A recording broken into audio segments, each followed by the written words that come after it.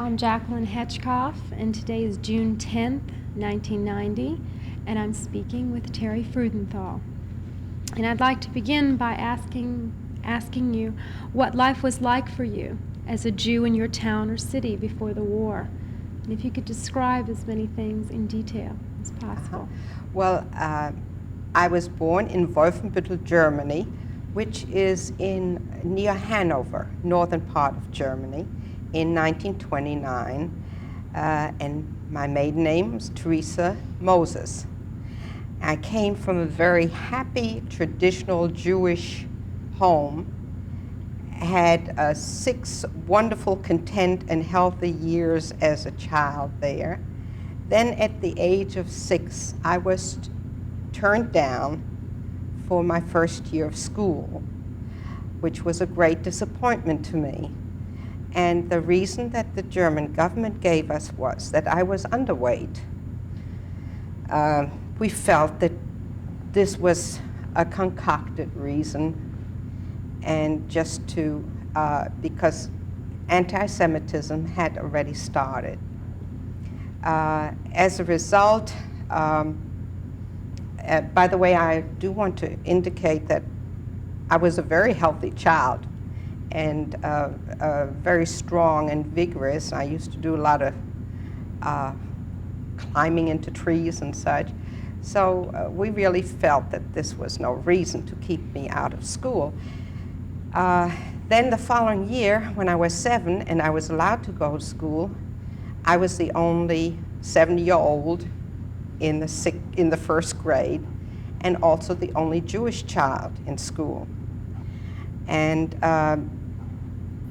they, at that time already, were calling us names and throwing stones at us, and it made it quite difficult going to school under those circumstances. So now this is 1936 you're talking about. That's correct. It would be 1936 that this happened. Yes. Can you describe, you say the town that you grew up in, give me some idea of how large or how small a city this was?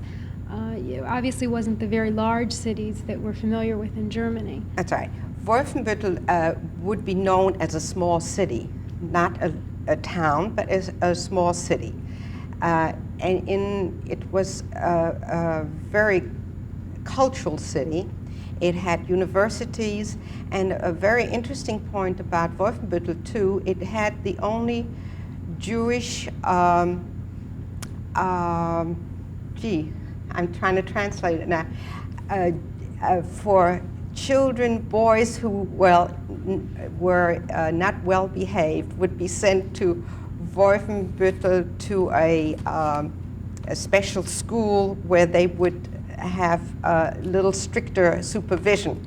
Juvenile detention? A sort of type of that, only just for Jewish boys. Just for Jewish boys, and so it was most Jewish boys know Wolfenbüttel only as that because parents would reprimand them. If you don't behave, we will send you to Wolfenbüttel. Besides that, though, it was a city for Goethe and Lessing, both wrote there, and another author that is known to a lot of German children, that was Wilhelm Bush. He wrote German poems and verses, and was very famous, like you had your nursery verses here. We all grew up with Wilhelm Bush, and the 2 characters he wrote about was Max and Moritz. These were 2 boys who constantly got into trouble and made all sorts of little tricks amongst themselves. So it was a cultural city, Very one cultural. that your family was surprised that you would have this anti-Semitism right away. So, yeah, well, it was a small creeping situation, and our parents kept all these, whatever they could keep from children, they would. We only would be aware of it if it actually happened to us individually as a child. And my eyes were really opened when I went to school. And that was my first encounter with other children than the small knit Jewish community, which was very small, by the way, in Wolfenbüttel. We had our own synagogue, and I imagine that they were not more than maybe 25 families, Jewish families in Wolfenbüttel. And so I really was just Definitely in the minority. minority. So you want to go on to tell me about what happened in school, your school experience? Well, that first year when I first finally did go to school, I was constantly reprimanded for little things and made an example of by the teacher, and then of course the children would mimic and make fun of me at the same time. But it was difficult going and coming from school because you never knew who your friends and enemies were. I did have one good girlfriend who never turned against me, one Gentile friend, but the rest really were a little more difficult on our lives. What do you mean that she never turned against you? Well, she actually would speak to me. And at that point, that would be in 1937, it was not advisable to anybody, children or adults, to speak to other Jews. At that point, too, my father had a shoe store, and customers were forbidden to come in to the store, and the only way you could get his customers if they came in the back way. And in 1938, this is a picture of Wolfenbüttel, by the way. This is that's the town square, and the entire town was built with Fachwerkhäuser. That's the stucco and lumber type homes, and it was quite a beautiful town, and they have restored it to it back. And the only thing that, I'm jumping around a little bit, but thinking about the town right now, the only thing that was really destroyed quite a bit was a canning factory. And the reason it was destroyed completely was because after we came over to America, my father sent blueprints and all the information he had in his head about this factory, because underneath the canning factory was an aircraft manufacturing where they manufactured airplanes for the German government. And the only reason he had gathered information was because of the shoe store. He had all these people coming in for their boots and shoes, whatever, and with conversations from different SS and Nazi leaders, he just listened. And he never told anyone. My mother didn't know about it, and it turned out that actually that factory was just like 3 blocks away from our home. And it was all underground. Above, it kept going for canning vegetables and fruit. So it was all in And yes. You said you had a picture of your father's store. Oh, yes, I do. He had a very large store, and the reason I'm saying large is because his greatest competitor was an SS leader in Wolfenbüttel, and his store was right across the street from my father's. And so he was very anxious to he constantly took pictures of anybody entering our store so that it could be posted then on the town bulletin board that so-and-so dared to go had the nerve to go to a Jewish store. Anyway, my father was approached by a buyer from Berlin to sell the store at a very ridiculous price. But he went ahead, he saw the writing on the wall. We were fortunate in having an affidavit sent to us from an uncle of my mother's. And so we had a way to leave the country. He sold it at a very low price, but he was thrilled to the fact that he could sell it to a chain because it would then hurt his competitor, who was the SS leader. On the last day of his business, this SS leader got the German youth, the Nazi youth, in their uniforms. They were all outside the store, and they threw a stink bomb into the store. My father picked it up in rage and threw it back. It was a good thing that he did it. He was glad about it, but it was a time for him to leave. That night, he left the city. Do you remember as a child hearing your parents discuss all this at home? No. Our parents kept everything from us in order to protect us. So you learned about most of this years later? Yes, very much so. Even so much later that only a few months before my father passed away, when he was actually just a few weeks, when he was sick and he was hallucinating, he kept identifying different doctors in the hospital with people he knew in the past, and would say, this is so-and-so who is going to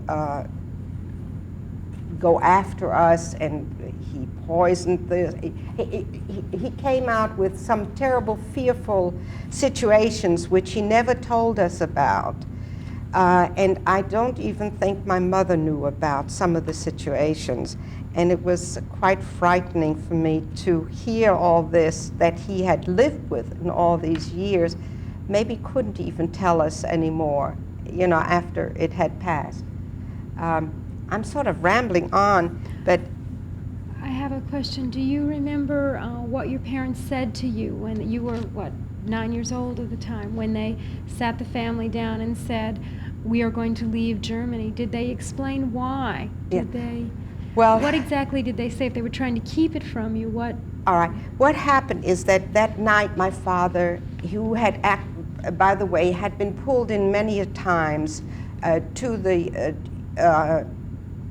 German government, like the police department, and they would sort of accuse him of maybe selling defective boots or overpricing it, and each time he could prove that they were wrong and that he did no wrong, that he did everything above board, which he always did. And each time they had to release him. Well, this was the last straw, he figured, and he better get out of town. Being the fact that we had our affidavit, he left for, he was in, I can't think of the name. I think he went to Cologne, Germany. I'm not quite sure now. Where he took up a course in window decoration. He hoped to get a job in the United States because he always did window display. But it takes time to get an affidavit. That's so the decision to do that must have come quite a when bit earlier. They did about I think it must have happened the year before, but we didn't know about it. But that left when my father left that night, it left my mother and my sister and myself to pack and leave ourselves. Every night, just about every night, the Nazis would come and interrogate us to where my father was, what we're going to take, and because you're only allowed to take used and furnishings and belongings that were used and nothing new. And one night they asked, well, how many cameras are you taking? And my mother said, just this one.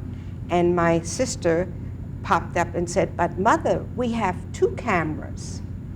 And that was a disaster. At that point, the Nazi leader said, children always tell the truth. And the interrogation went on and on. Luckily, they ransacked the whole place looking for the second camera. They did not find it. When they left early that morning, My mother went to the washing machine where she had hidden it in the motor and destroyed it and threw it out. She said, "I'm not taking any chances over one little camera." And so we did finally, we were the only, we did get all our furnishings out. Our ship, which left August 31st, we arrived September the 10th in America, was the last ship, 1938. We left August 31st, 1938, and it was the last ship that would allow your personal belongings to go along with you. So we took our entire furnishings. Now, we had to go through a physical examination before leaving the country, and I felt it was another way of trying to keep us from leaving the country, to put another curve into it. And I do remember as a 9-year-old going from cubicle to cubicle, from one doctor to another for physical examination, and which was a week before we left.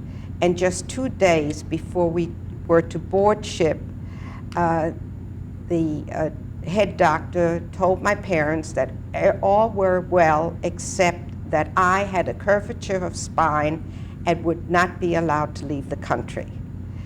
There was absolutely no truth to this, because I became an ardent and a ballet dancer when I came to the United States just a year later. My father was fortunate to have enough money that he could pay them all off, and that was the only way that you could leave, if you had enough money, which we had to do already in Wolfenbüttel and then in Hanover, which was our port of departure. And we were able to leave and got on board ship, which was the SS Theodore Roosevelt, which was used just one more time after we came to the States by the armed service, and then it was sunk because it was demolished because it was in such a poor state condition. What do you remember of the ride over? How long did it take? Do you remember? Yes, I do. It took us 10 days, and it was September is a very stormy time to be on the seas. And it was so stormy that the stewards would come around at night and buckle you into your bunks. It had 2 leather straps, and they would come around and buckle you in, especially the children, because we were in the upper bunks. And it was so stormy that most people were very seasick and just stayed in their cabins. But my father and I, for some reason, felt pretty good, and we went to the dining hall and sat to be waited on, and nobody came around, and finally some steward came out, and he was seasick himself. He said, "Just go in the kitchen and help yourself." And actually, they say it's best to eat something, to keep something in your stomach, not to have it empty. And I do remember my father and I going into this huge kitchen, and we did actually help ourselves to eat something. It was 10 days. Were there a lot of other refugees on the ship? You know, I don't really recall that they were, for somehow must have stayed very much to ourselves. My sister and I do recall my sister and I playing on board ship, and we were very relieved that it was an American ship. If we had boarded a German ship, I think we still would have been very frightened. But once we boarded an American ship, we already felt a great relief. And I remember the greatest thrill was seeing the Statue of Liberty. And even after all these years, tears come to my eyes just thinking about, in fact, these are my passport pictures. Let me get this out of we look very awkward there, but that is my mother myself, my sister, and my father, and here's the Statue of Liberty. The photo is quite faded, but it was very, very important. I guess the films weren't as good. But that was, we arrived then on September the 10th is when we arrived. I don't know why I have 11, in 1938. And when we got off board ship, we just about kissed the ground. But the uncle that sent the affidavit, of the uncle of my mother's, met us in New York, and he took us to his home. And we had our first American meal there, which was a great embarrassment to my father. They served corn on the cob. And in Germany, the only thing you do with corn is to feed it to the pigs, the hogs, and the geese. And he was insulted because he felt we're not that undernourished that they have to stuff us with corn. And his face just turned red, and he was just, he couldn't, you know. And then we realized afterwards that this was a vegetable that was very, very popular here in America. But it was a very ticklish situation there for a while, because they actually stuff it down on the geese. They hold the goose's neck and actually stuff it down with a wooden mallet to fatten them up. So that was our first experience with it in America. Now your immediate family was able to leave. Did you leave behind uncles and aunts and cousins? Yes. And let me go back to one thing, because you're asking about the family. My father was able to sell the store, but he sold it at a very, very cheap price. The German government was to send a monthly,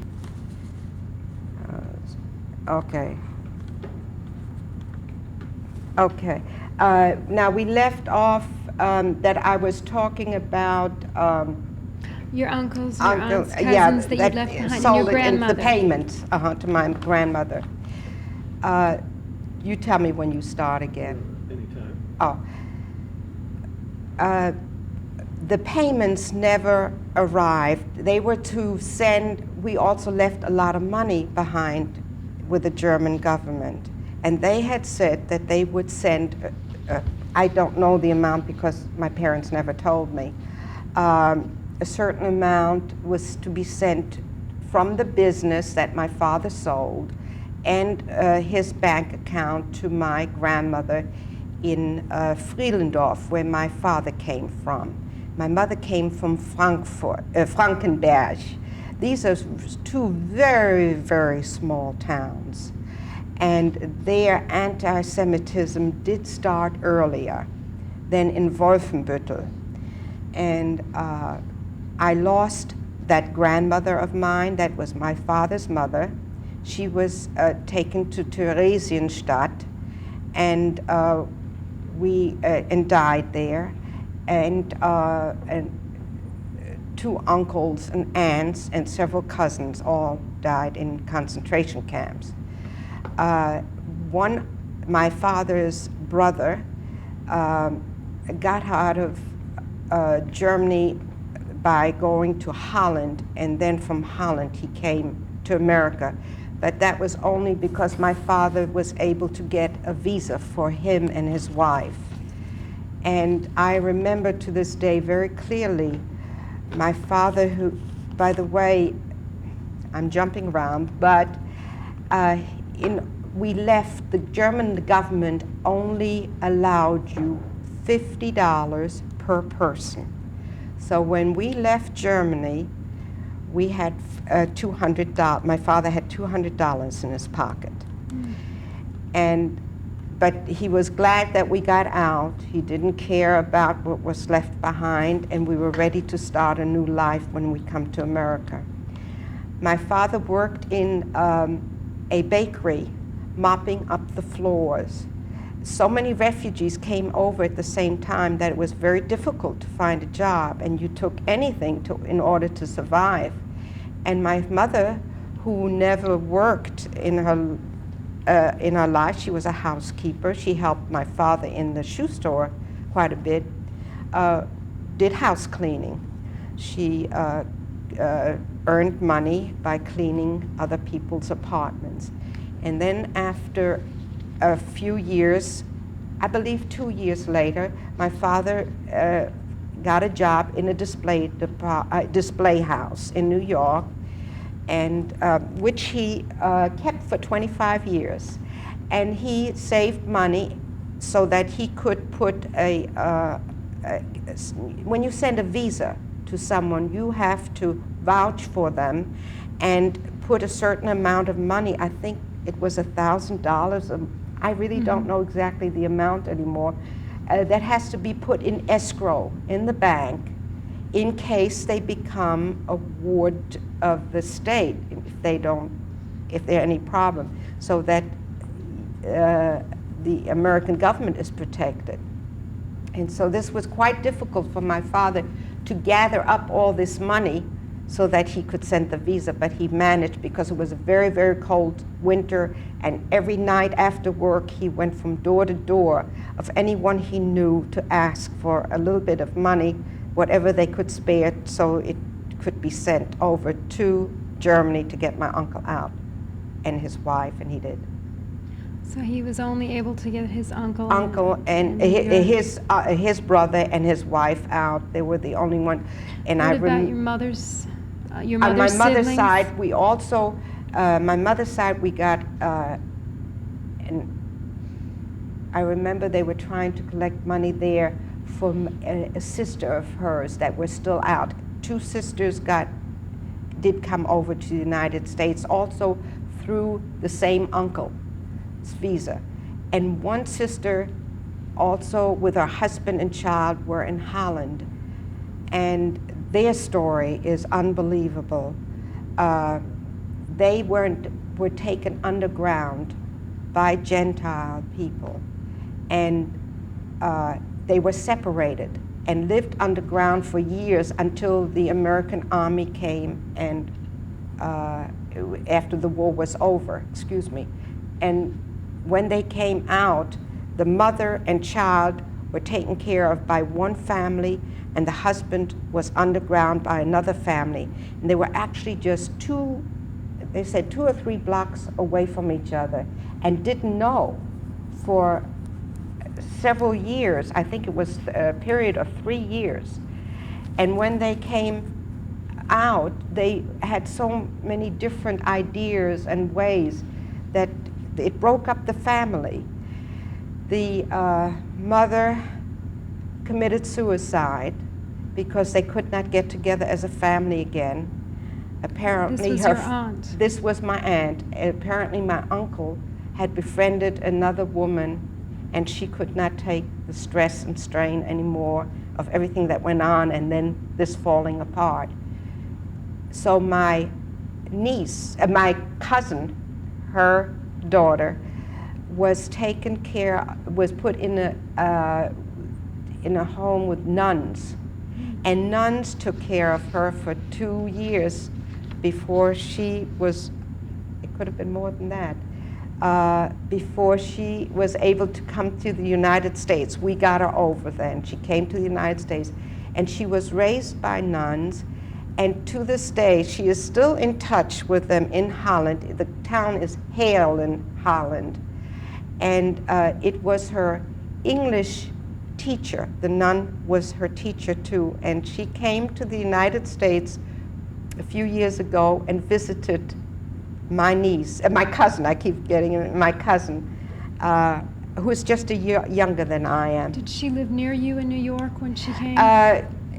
Not that far away. She also lived in Washington Heights. Most German Jews settled in Upper Manhattan called Washington Heights. And you almost created your own ghetto because you needed to be around people that experienced the same things that you did. And you sort of got strength from each other and helped each other in every which way. So that's why New York is such a tremendous city, and it just allowed everybody from different parts of the world to live their way. They, in a way, I guess it's a ghetto, but it's it's not the right terminology to use in the United States. It was a melting pot for everyone, and So you grew up around a lot of people that had been in a similar situation. Correct. You That's found right. comfort from that. My mother-in-law never needed to learn English. She was already quite a bit older. My husband also came from Germany, and they came over in 1937. But you could do your grocery shopping in Washington Heights and ask for various foods in German, and they would know. So there wasn't a necessity unless you went out to work. Then, of course, you learned the language, and as a child, you learned the language very quickly in school. And America was, especially New York, was very helpful to the refugees in many ways. We had special classes in New York, which were called opportunity class. I actually had to start again in the first grade, even though I was 9 years old. Oh, really? But as you learned the language and progressed, you were allowed to skip to the next grade right within that school year. So you could skip maybe 3 grades in a year or 4 grades as soon as you picked up on the language and you understood the grade work. Do you remember that as being a difficult time, a hard time? Did you feel accepted, or did you feel, well, they threw stones at me in Germany? Was it the same, or did you feel? No, I really left all that behind. Now, I'm sure that at different age levels, there were different feelings, because I was able to be much more flexible and accept my whole new life much easier than my sister, who was just 2.5 years older than I am. My sister had a lot of resentment towards my parents, who had to go out to work, and she was sort of put in charge to look after me and was responsible because she was the older one. We went to school, came home, and prepared dinner. I mean, we were young children, but we had to take on responsibilities of adults. And my sister had even more than I did. And so as a result, it was a much greater burden to her. I sort of enjoyed all the newness and all the exciting opportunities that were there. And being together in a class with others that had the same problem with language and everything else really helped. So you didn't feel like an outsider so much? No, I don't recall that I did. And now, when I was finally put into my regular class, I found it much more difficult, because then I was competing with American children, and I was on my own, sort of, and I really had to prove myself then. So you remember that as being hard? Yeah, but that was more difficult than being within your own group. The teachers were the teacher I had was very understanding and put in a lot of extra time after class even to work with us. What do you remember of your parents, of how difficult it was for them? Did they more or less keep it entirely from you? Did you ever see your mother crying? Did you see the strain on their lives, Yeah. or were they very private about it? Yeah, I think the German people as a whole are not as outgoing, are very reserved. And I think my parents' emotions were very pulled in and reserved. I could see the strain on my mother because it was such a completely different life for her. She had lived a very protective and a very easy life. We had a full-time house help in the house, and someone who came in and did the sewing for all the clothing we worked, and we had a nursemaid, and then coming into the United States, had to do all that all of a She's sudden looking to by clean herself. other people's houses. Exactly. Where she never had to clean her own house. But, and they both learned the language pretty fast. They had some lessons in Germany before we left, and my sister had taken some English because she already was in a higher grade than I was. But I didn't know the difference between yes and no when I came to the United States. I didn't know a single word of English. So you remember it being more difficult for you than for them? Yes, the language part, but you pick it up very quickly. The fastest way to learn was movies. We even saw the first American movie was a Disney cartoon on board ship, and it was Snow White and the Seven Dwarfs. And that's when I first heard the English language. And from a cartoon movie. From a cartoon Walt Disney movie. And I guess now people would pick up the language real easy from television and videotapes and such. Now you spoke about the corn on the cob, that you remember how upsetting that was for your father. Do you remember any other incidences where the culture clashed so remarkably that you can remember either in your own experiences or seeing it through your father or your mother?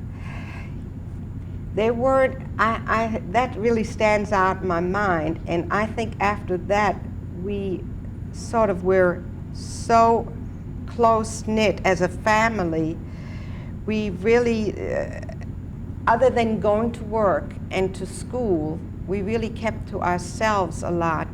That maybe that was our protection so we wouldn't have these cultural shocks. My father showed emotion more than my mother did in ways. But I guess as we were in the country, the longer we were in the country, the more we would strike out and became part of it. And especially my experience with going to ballet, and very seriously, because I went once a week, I really got myself so involved with just the dancing, and maybe now looking back on it, that was a way for me to protect myself too. I was in my own little world there. So you grew up in Washington Heights, you went to school there, and you married in New York? Married in New York. I met my husband in Washington Heights.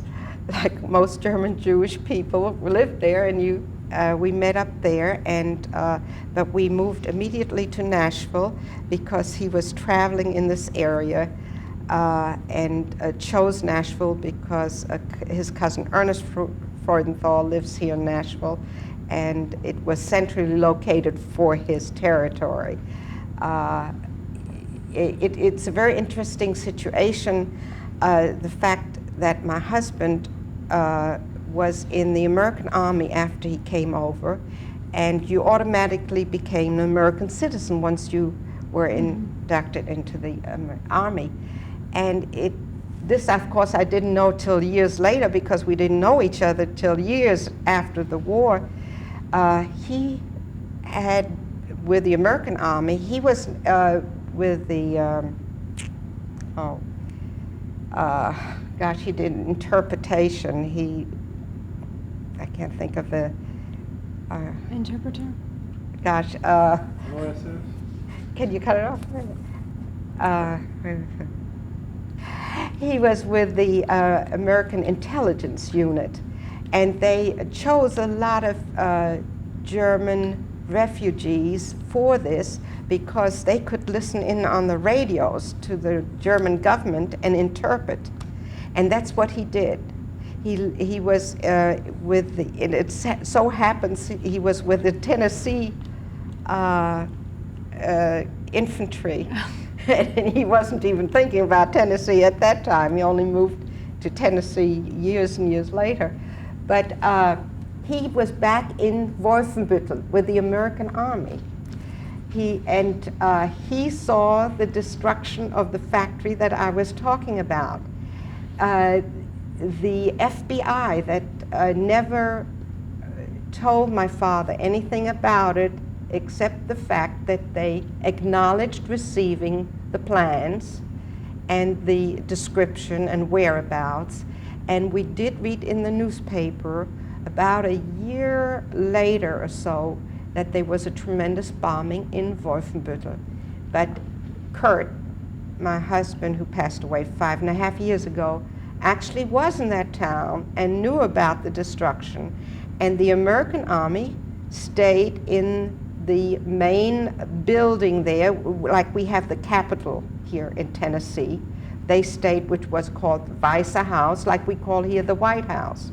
They took over the headquarters of the German government. The American army took that over and stayed there.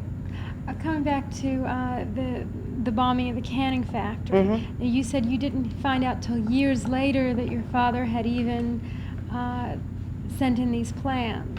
Well, no, I knew I knew that he sent it in, but I didn't know that he knew any information on it. I knew he was sending something in on it, but we didn't know about the actual results, that it was of any use.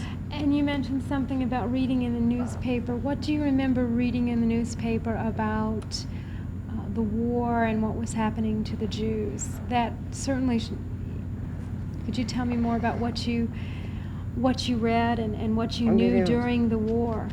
Well, the one thing that we were first, now that you're asking me these questions, first thing that comes to mind is the fact that President Roosevelt was the President of the United States at the time when we came over. And he was next to God for us. I mean, we came to a country and the president was President Roosevelt. And we were Democrats from the very first day on because President Roosevelt was a Democrat and would never even think of voting any other way.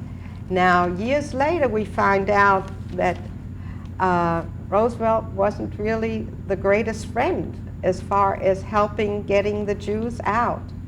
And to this day, I still like to put that on the back burner and not want to believe it, because to us, he was a great savior.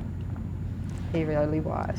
But during... And to answer that too, I remember more listening to the radio than reading newspaper, maybe because of my age, 9, and the difficulty of the language, understanding it.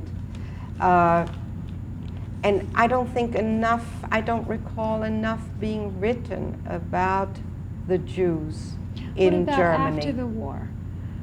When all the reports of what had happened in the concentration camps, how did that affect your family, your parents, and well, you? It could have been you. Oh, definitely. And even when I was asked to give an interview on this, I thought, well, what significance would I have to this program?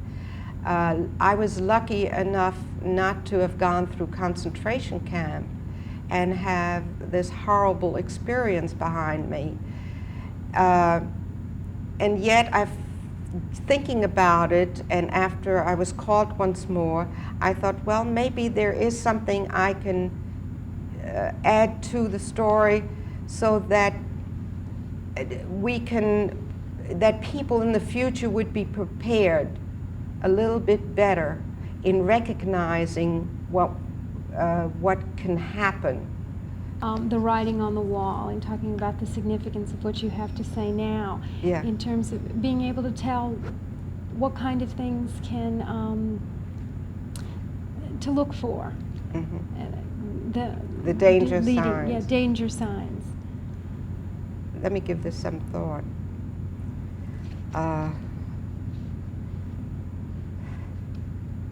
The government, my father, who fought in World War I and was given the cross, the honorable Iron Cross, and all that meant nothing, that being a Jew. And yet, I don't know, I'm trying to think why he recognized the fact that we had to leave.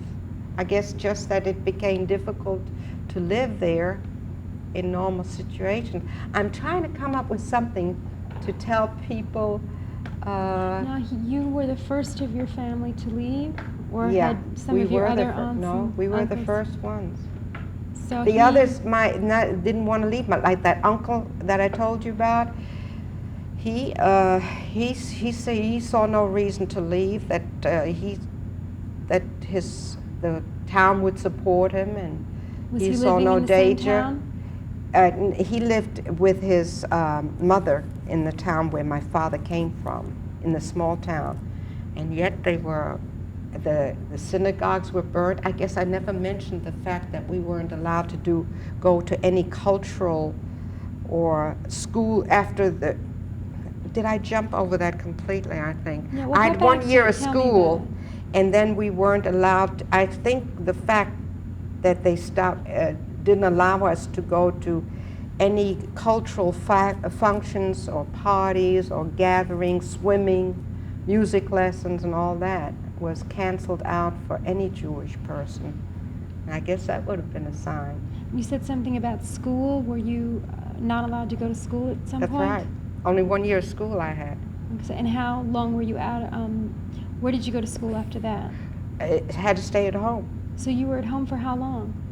I was at home for a full year before we left. Just helping your mother. Your sister too? Just staying, yeah. We wasn't allowed to have any kind of education or music lessons or gathering of any kind. We couldn't go to a movie theater. Did your mother try to educate you at home during this time? Yes, we kept reading our books and tried to do some work at home. But it was a very disturbing year, and I don't think we did too much. The fact was that the synagogue was then off base for us too. We were not allowed to go have religious education or go to services, and the synagogue was burned after we left. That was Kristallnacht. You see, we arrived here in September, and Kristallnacht was November. So we were able to escape before all that happened, but our synagogue was destroyed.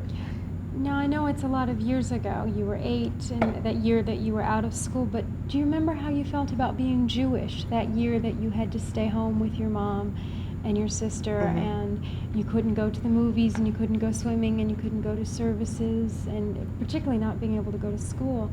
Do you remember how you felt about being Jewish? We felt a very strong need to bind us, and I think Judaism became stronger for us at that point.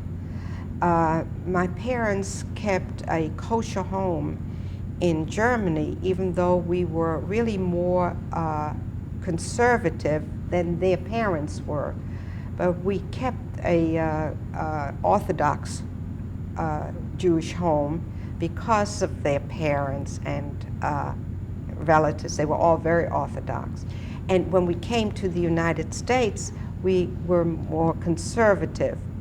But the religious part still stayed there, but it wasn't overwhelming, I don't recall. We went to Sunday school here in America, and we went to religious school. I never learned Hebrew because I wasn't allowed to go to those years that in Germany. I missed out that full year of Hebrew study. And of course, my parents didn't have the time to train me. My sister did have Hebrew a year before that. But I then picked up the religious school part of it here in the United States. Now, you said your parents kept kosher in Germany. In Germany. Do you remember where they got their meat? Was there a kosher butcher in? It's only 25 Jewish families. Yeah. It was right next to Braunschweig, and then you could get all that from Braunschweig, which was a larger city yet. But they were a little bit more lenient about the kosher meat, I think, even at that time already. I don't remember it being of great importance. We didn't mix dairy and meat, but I don't think we had too much of the kosher meat, and except that my mother salted it herself. So maybe because it wasn't large enough with a butcher there, a separate, we did not have a kosher butcher that I know.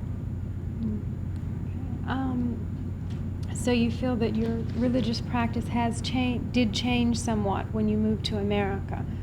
Yes, but very little. It just a freer feeling of it. I guess I was too young to realize that we did very little of religious participation towards the end. I remember our holidays in Germany were all very important, but then the last year we just didn't have any at all. We were afraid to do anything that we were not allowed to. So how long do you feel, I mean, for you, you were a child, and I get the impression that you adjusted fairly quickly.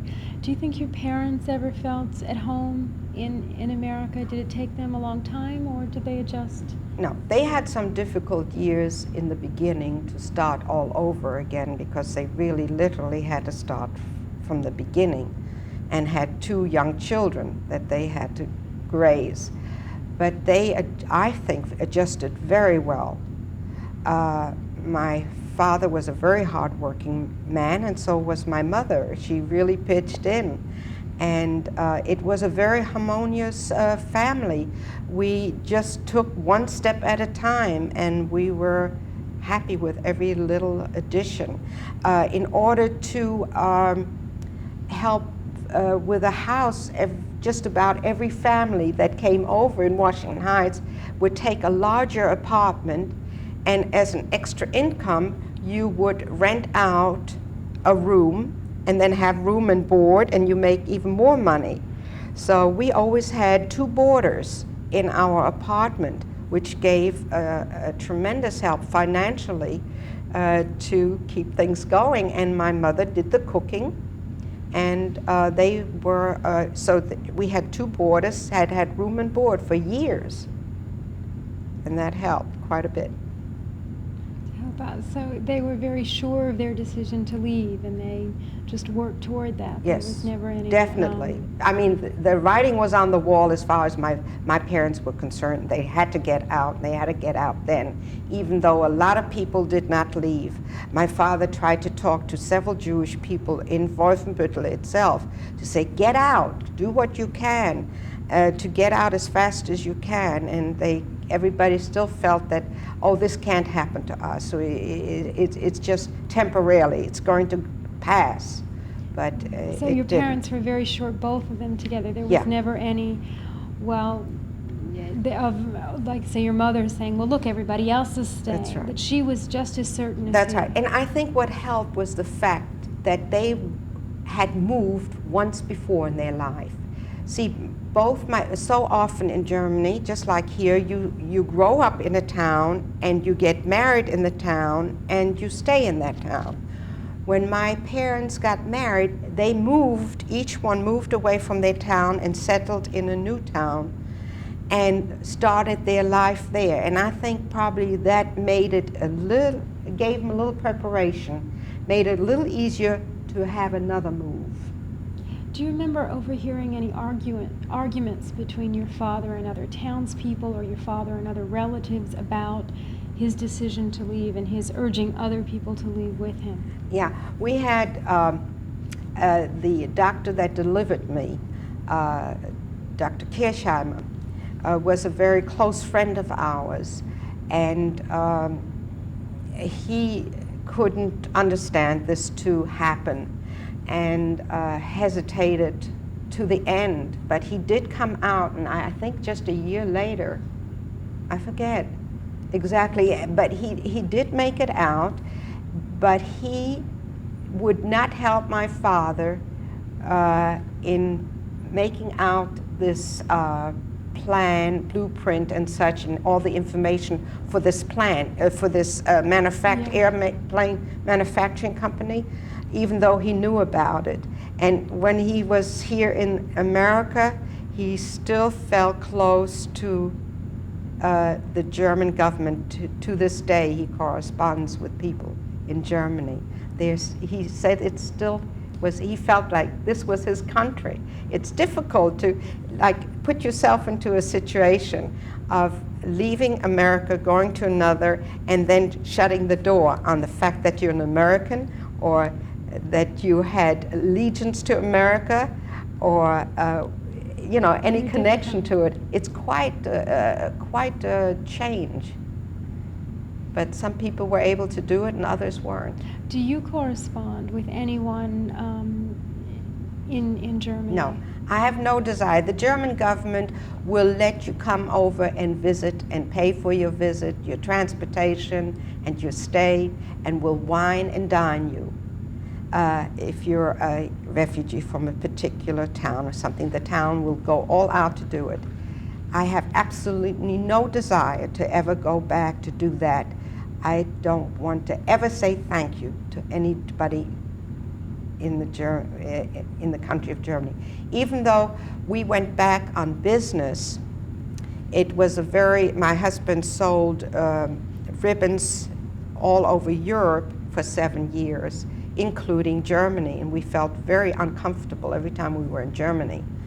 And every time I looked at a person that was the age of my parents, I saw him in a uniform.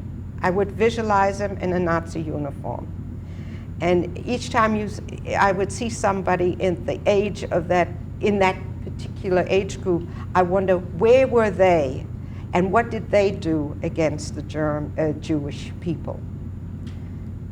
So it's something that even to this day, you say you forgive, but it stays back there. You don't forget. I have forgiven, but I can't forget. And I will not forget to a point where I would want to be wined and dined by the German government and say thank you to them. How do you feel about the reunification of Germany, the recent events? Well, I think that this is something inevitable. I knew it was going to happen, and I think it's a very dangerous situation, and I feel very uncomfortable about it. It has a lot to do with the culture, and you cannot just forget about the background of the German people, how they were raised, how they were taught, what their culture is like. That doesn't change. And it worries me quite a bit. And I think that the German government the people are very ambitious and hardworking people, and I see in the future, I'm concerned about their strength and taking over. I really am. Can we talk for a few minutes about your personal feelings about all this? How do you feel that your immigration experiences and the childhood that you had in Germany, how do you feel that has changed your perspective on life, maybe changed the values that you instilled in your children? The lasting impact on your philosophies of life? I think there definitely is. That I probably have, especially on our first daughter, I think our political views, our culture and all is bound to be passed on to our children. And I can see where I have 3 daughters, and I see where they have less and less of the German background, our cultural background, and our political feelings, and our knowledges are much stronger with the oldest than with the second, and the least with the third. Could you be a little bit more specific about your political feelings? How you feel they've been influenced? Yes, I think they were influenced probably more so by my husband, who we're quite liberal in our thinking. And I think that politically their viewpoints may have been influenced a little as children too, and possibly as adults later on. My husband was very interested in history, and I think that was passed on, especially to my oldest daughter. They all three are so different, and it's a pleasure to see it. They are the product. They're real American children, and I'm real proud of them. But I think they've gotten some of the European culture too, and I don't mind that at all. You're pleased with that. How about? I'm not ashamed of being of German descent. I'm just ashamed of the people, German people. Of what they did. Mm-hmm. In terms of your Jewish observance, do you think that the fact wanting your children to have a Jewish education, or your observance at home, has that been impacted in any way by your background as an immigrant, having to had to flee because you were Jewish? I think over the years that has feathered out a little bit too. I think we were much stronger about those feelings in the beginning, and I think we sort of let that flow out a little bit, because I know our affiliation with the synagogue was a very important thing, and always has been. The first thing we did when we came to Nashville as a married couple, we joined the West End Synagogue, and felt that was a very important step to do, and one of the first ones to do when you come to a town, and became very involved. But over the years, I realized we're doing a little bit less than we used to. Maybe because our children are grown now. We stressed it more as our children were growing up, the religious school and the background and the culture and all that. And now that they're grown, I think I'm doing less than I used to. But I hope that they have picked it up. In terms of instilling their Jewish identity. Yeah. I mean, did you find yourself reminding them of where their parents came from and their heritage in terms of their Jewish identity in any way? Not that much, I believe. They're fully aware of our background, my past husband and mine, and I imagine that has, I don't know, I would have to ask them whether that has that done feeling anything of to them. lucky that it wasn't you, sort of. Pardon? The feeling that, you know, that this could have happened to you, that when Yeah, you well, think about the war in time, it was lucky. Actually, I had made some notes and I have only one of the daughters living here, the other two are out of town. And Judy read the notes, and she said, "You be sure to keep that, because we need to be reminded about this." And, you know, I guess you don't talk about it all the time. It's just if somebody asks you, you'll answer to it. But you don't really come up with with our background and what we went through or anything. It's only when somebody asks you about it that you talk about it. Otherwise, it doesn't really come up. Maybe we want to put it on the back burner. I don't know. So, to sum up, now that you've told me your story, do you have some message that you feel you'd like others to know? We talked about this briefly before, but. Mm-hmm. I think it's important for us to keep remembering what has happened so it would not happen again. Unfortunately, as we read the newspaper, we are aware of similar situations all over the world, and that humanity is so cruel against each other is just unbelievable, but it really hasn't stopped. And it frightens me, because if situations can happen, Ireland and England, Africa, China, Israel. The unrest all over the world is so tremendous. So we really haven't learned our lessons strong enough. And I think we somehow need to pull ourselves together and say, wake up, don't destroy yourselves. You know, the world has shrunk, has come together, but at the same time we still have the hatred that's been there. And when there's just a little bit of hatred, it can develop into what happened in Germany. So that's the only thing. A little fire, a little spark can create a fire. So, and like the Ku Klux Klan, the skinheads, they scare me. It's very dangerous because Hitler himself, people who really knew him before he became the leader of Germany, would have thought him to be the most unqualified person. And if you read anything about him in the history, it's unbelievable that a man of his caliber and his background